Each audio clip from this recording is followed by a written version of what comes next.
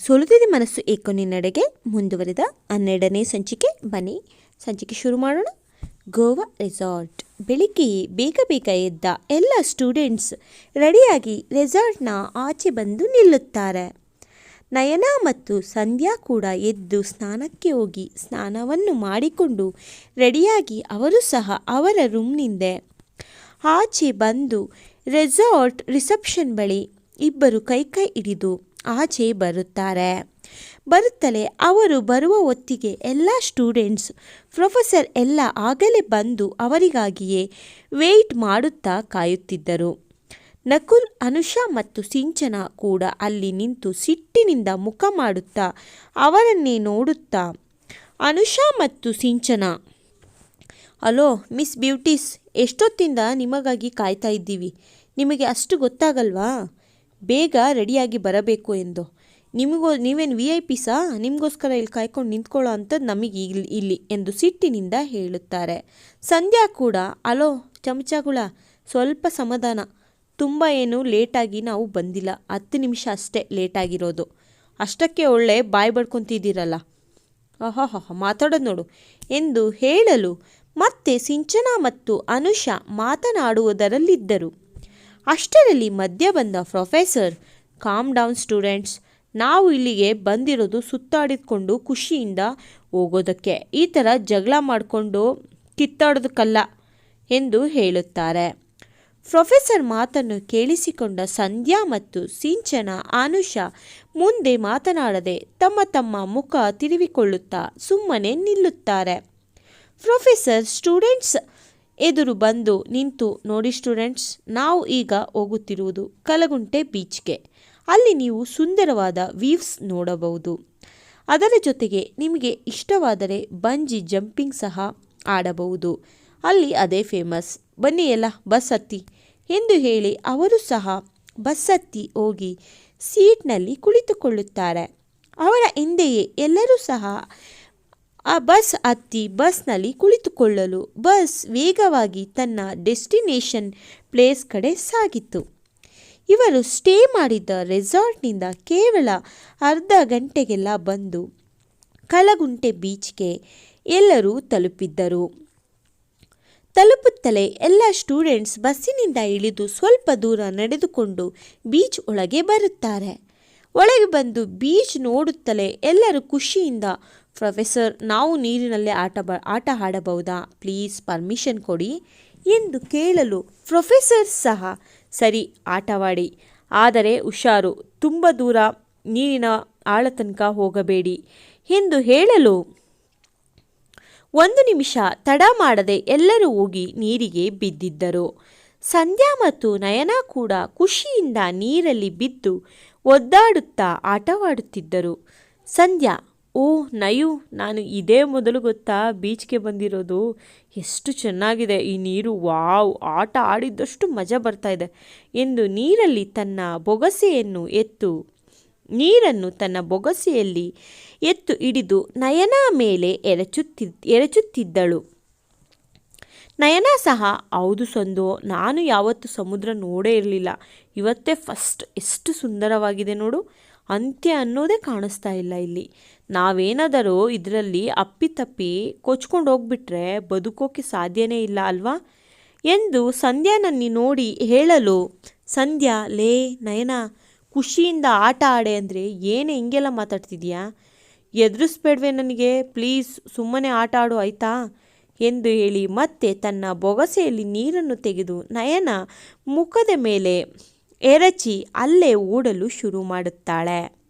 ನಯನಾ ಸಹ ತನ್ನ ಮಾತುಗಳನ್ನು ನಿಲ್ಲಿಸುತ್ತಾ ಅವಳು ಸಹ ತನ್ನ ಬೊಗಸೆಯಲ್ಲಿ ನೀರನ್ನು ತೆಗೆದುಕೊಂಡು ಸಂಧ್ಯಾಗೆ ಎರಚುತ್ತಾ ಅವಳ ಹಿಂದೆಯೇ ಓಡುತ್ತಾ ಆಟವಾಡುತ್ತಿದ್ದರು. ಮತ್ತೊಂದು ಕಡೆ ನಕುಲ್ ಮತ್ತು ಅನುಷಾ ಮತ್ತು ಸಿಂಚನ ಸಹ ನೀರಿನಲ್ಲಿ ಆಟವಾಡುವುದರಲ್ಲಿ ತುಂಬ ಬ್ಯುಸಿಯಾಗಿದ್ದರು. ಅವರು ಸಹ ಆ ಕ್ಷಣಕ್ಕೆ ಸಮುದ್ರವನ್ನು ನೋಡಿ ಅವರು ಸಹ ಸಂಧ್ಯಾ ಮತ್ತು ನಯನಾಗೆ ಯಾವುದೇ ರೀತಿಯ ತೊಂದರೆಯನ್ನು ಕೊಡಲು ಇಚ್ಛಿಸದೆ ನೀರಿನಲ್ಲಿ ಕುಣಿದು ಕುಪ್ಪಳಿಸುತ್ತಿದ್ದರು. ಇತ್ತ ರೆಸಾರ್ಟ್ನಲ್ಲಿ ರೂಮ್ನಲ್ಲಿ ಮಲಗಿದ್ದ ಆ ಅನಾಮಿಕ ವ್ಯಕ್ತಿಗೆ ಎಚ್ಚರವಾಗಿತ್ತು. ಎಚ್ಚರವಾಗಿ ಎದ್ದು ಮೈ ಮುರಿಯುತ್ತಾ ಮತ್ತೆ ಕಿಟಕಿಯ ಬಳಿ ಬಂದು ನಿಂತುಕೊಳ್ಳುತ್ತಾನೆ. ತನ್ನ ಫೋನ್ ತೆಗೆದುಕೊಂಡು ಟೈಮ್ ನೋಡಲು ಟೈಮ್ 9:30 ತೋರಿಸುತ್ತಿತ್ತು. ಟೈಮ್ ನೋಡಿದ್ದೆ, ಶಟ್, ಅದೇಗೆ ಇಷ್ಟೊತ್ತು ಮಲ್ಕೊಂಡ್ಬಿಟ್ಟೆ, ಇವರುಗಳೆಲ್ಲ ಆಲೆ ಹೋಗ್ಬಿಟ್ಟರೇನೋ ಎಂದು ಅವಸರವಾಗಿ ಬೇಗ ವಾಶ್ರೂಮ್ಗೆ ಹೋಗಿ ಸ್ನಾನ ಮಾಡಿ ರೆಡಿಯಾಗಿ ರೂಮಿನಿಂದ ಆಚೆ ಬರುವ ಹೊತ್ತಿಗೆ ಆಲೆ 10:30 ಆಗಿ ಹೋಗಿತ್ತು. ಅವಸರವಾಗಿ ಕೆಳಗೆ ಬಂದ ಆ ವ್ಯಕ್ತಿ ರಿಸೆಪ್ಷನ್ ಬಳಿ ಬಂದು, ಹಲೋ ಮೇಡಮ್, ಗುಡ್ ಮಾರ್ನಿಂಗ್. ಬೆಂಗಳೂರಿನಿಂದ ಕಾಲೇಜ್ ಸ್ಟೂಡೆಂಟ್ಸ್ ಟ್ರಿಪ್ಪಿಗೆ ಬಂದಿದ್ದಾರಲ್ಲ, ಅವರೆಲ್ಲರೂ ಇಲ್ಲೇ ಇದ್ದಾರೆ ತಾನೇ ಎಂದು ಕೇಳಲು ರಿಸೆಪ್ಷನ್ ಬಳಿ ಕುಳಿತಿದ್ದ lady, very good morning sir. ಯಾಕೆ ಸರ್? ಅವರೆಲ್ಲ ಆಲ್ರೆಡಿ ಹೋಗಿದ್ದಾರೆ. ಅವರು ಹೋಗಿ 2 ಗಂಟೆ ಮೇಲೆ ಆಗಿದೆ ಸರ್ ಎಂದು ಹೇಳುತ್ತಾಳೆ. ಅದಕ್ಕೆ ಆ ವ್ಯಕ್ತಿ, ಮೇಡಮ್ ರಿಜಿಸ್ಟರ್ ಚೆಕ್ ಮಾಡಿ ಅವರು ಯಾವ ಪ್ಲೇಸ್ಗೆ ಹೋಗಿದ್ದಾರೆ ಎಂದು ಹೇಳಬಹುದಾ ಎಂದು ಕೇಳಲು ರಿಸೆಪ್ಷನ್ ಬಳಿ ಕುಳಿತಿದ್ದ ಲೇಡಿ, ಆಗಲ್ಲ ಸರ್, ಹಾಗೆಲ್ಲ ಬೇರೆಯವರ ಪರ್ಸನಲ್ ಇನ್ಫಾರ್ಮೇಷನ್ ನಿಮಗೆ ಕೊಡಲು ಆಗುವುದಿಲ್ಲ ಎಂದು ಹೇಳುತ್ತಾರೆ. ಮತ್ತೆ ಆ ವ್ಯಕ್ತಿ, ಪ್ಲೀಸ್ ಆಗನ್ನಬೇಡಿ ಪ್ಲೀಸ್, ತುಂಬ ಅರ್ಜೆಂಟ್ ಇದೆ.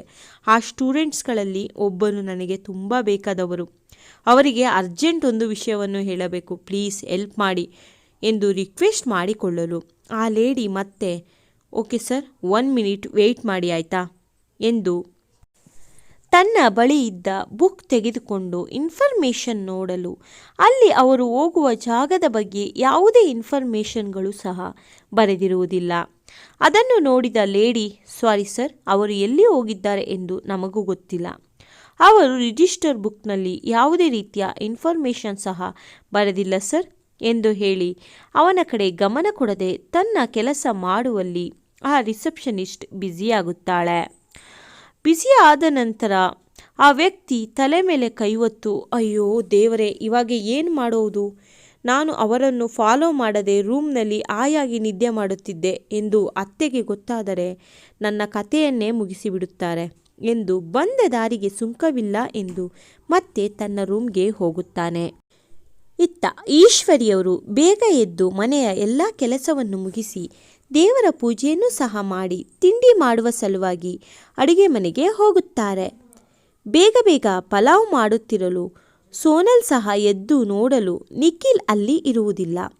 ಅವನು ಜಿಮ್ ಮಾಡುವ ಸಲುವಾಗಿ ಮನೆಯಲ್ಲೇ ಇದ್ದ ಜಿಮ್ ಏರಿಯಾಗೆ ಹೋಗಿದ್ದಾನೆ ಎಂದು ಸೋನಲ್ಗೆ ಆವಾಗ ತಿಳಿದ ನಂತರ ತಾನು ತನ್ನ ಪಾಡಿಗೆ ಎದ್ದು ತುಂಬ ತಲೆ ಸುತ್ತುತ್ತಿದ್ದ ಕಾರಣ ನಿಧಾನಕ್ಕೆ ವಾಶ್ರೂಮ್ಗೆ ಹೋಗಿ ರೆಡಿಯಾಗಿ ರೂಮಿನಿಂದ ಆಚೆ ಬಂದು ಮೆಟ್ಟಿಲು ಇಳಿಯುತ್ತಾ ಅಡಿಗೆ ಮನೆಗೆ ಬರುತ್ತಾಳೆ. ಸೋನಲ್ನ ನೋಡಿದ್ದೆ ಈಶ್ವರಿಯವರು, ಸೋನು, ಯಾಕಮ್ಮ ಇಷ್ಟು ಬೇಗ ಎದ್ದೆ? ಇನ್ನೂ ಸ್ವಲ್ಪ ಹೊತ್ತು ಮಲ್ಕೋಬೇಕು ತಾನೇ? ಎಷ್ಟು ಸುಸ್ತಾಗಿದೆಯಾ ನೋಡು.